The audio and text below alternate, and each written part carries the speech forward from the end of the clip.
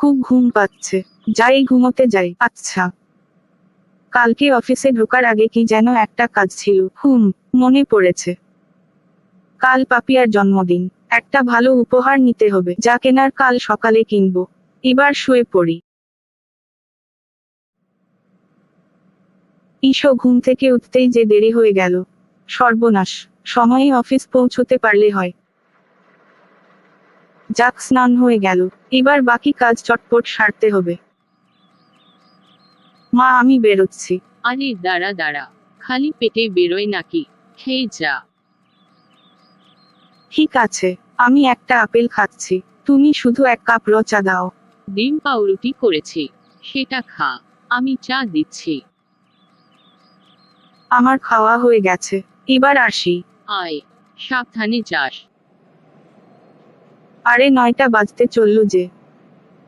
যাক, সময় আছে যখন তখন এখনই না হয় উপহার কিনে নিই। কি নেব?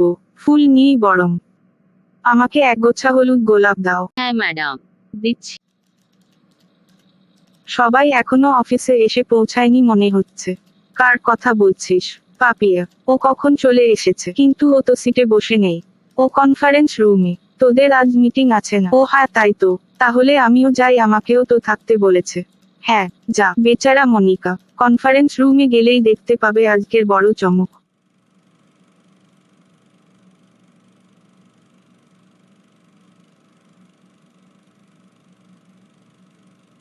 আরে আরে, কি করছো? কেউ এসে পড়লে কি হবে জানো না? আমি তোমাকে ভীষণ ভালোবাসি, এটাই সবাই জানবে।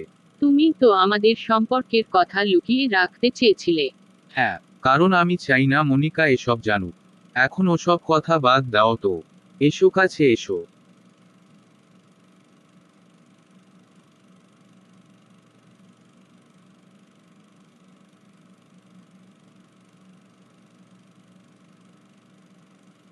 আমি এক মুহূর্তও তোমাকে ছাড়া অন্য কারো কথা ভাবতে পারি না। এই ভগবান, শেষ অবধি এই দেখার ছিল। ছি ছি ছি, আমি এত বোকা। এতদিন দুজনকে এত কাছ থেকে দেখছি, তাও বুঝতে পারিনি ওদের ভেতরের সম্পর্ক। কি রে, কোথায় চললি? মিটিং শেষ? না রে, মিটিং চলছে। আমার শরীর খারাপ লাগছে, তাই বাড়ি চলে যাচ্ছি। আসি রে। আরে দাঁড়া, শরীর খারাপ লাগছে বলছিস? চল, আমি তোকে বাড়ি পৌঁছে দিয়ে আসি। না না, দরকার হবে না, আমি চলে যেতে পারবো। আশিস এরকম করবে আমি তো ভাবতেই পারছি না। ও যে পাপিয়াকে পছন্দ করে, আমাকে নয়। এটা আমাকে আগেই বলতে পারতো। এভাবে আমার পেছনে নতুন সম্পর্কে জড়ানোর কি মানে হয়? এ কি হলো? কেন হলো?